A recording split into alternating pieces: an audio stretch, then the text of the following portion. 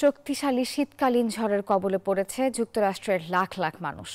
দেশটির বিভিন্ন রাজ্যে সর্বোচ্চ তুষারপাত হওয়ার শঙ্কা দেখা দিয়েছে। বলা হচ্ছে এক দশকের মধ্যে সর্বনিম্ন তাপমাত্রাও রেকর্ড হতে পারে এবার। এমন অবস্থায় কয়েক রাজ্যে জারি করা হয়েছে জরুরি অবস্থা। এক দশকের মধ্যে সবচেয়ে বড় শীতকালীন ঝড়ের মুখে যুক্তরাষ্ট্র।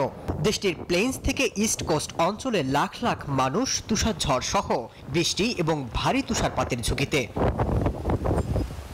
শীতকালীন ঝড়কে সামনে রেখে কেন্টাকি, ভার্জিনিয়ার গভর্নররা রাজ্য দুটিতে জরুরি অবস্থা ঘোষণা করেছেন। 6 কোটির বেশি মানুষকে শীতকালীন এই আবহাওয়া সতর্কতার আওতায় রাখা হয়েছে।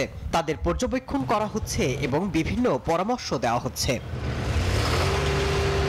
মিসৌরি, কেন্টাকি এবং পশ্চিম ভার্জিনিয়াতেও হিমশীতল বৃষ্টির পূর্বাভাস দেওয়া হয়েছে। ঝড়টি পূর্ব দিকে অগ্রসর হওয়ার সাথে সাথে আরও লক্ষাধিক আমেরিকান রেকর্ড নিম্ন তাপমাত্রা দেখতে পাবে বলেও জানিয়েছে দেশটির আবহাওয়া বিভাগ। মাসুদ রানা, নিউজ 24।